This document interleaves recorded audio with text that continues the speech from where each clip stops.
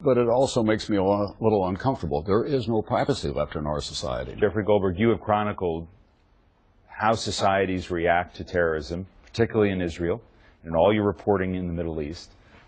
There's a lot to what Tom says about Islamic rage, about how societies change, and how this potentially changes us. Well, you know, yeah, the slogan is see something, say something, but I think that's honored theoretically by most people in train stations or at ball games or at marathons. I think we're moving into a new era, actually, and I call it the era of the suspicious package, which is from now on, and we're going to see this over and over again, when you do see something at the next marathon, somebody leaves a gym bag, it's going to cause a response that didn't happen before. And I think Tom is exactly right. We're moving also into the era of CCTV, closed-circuit TV.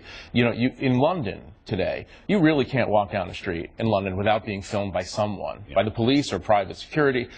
We are moving definitively in that direction, and that should cause discomfort. And these things don't, of course, stop events from happening necessarily. You can't be 100% vigilant on every package, every bag that's left on the street. So we are moving into a new phase. The other thing is, though, is that this is really the most successful terror attack since 9/11. There's been 12 years between these two attacks. So it's important not to overstate how dangerous this moment is.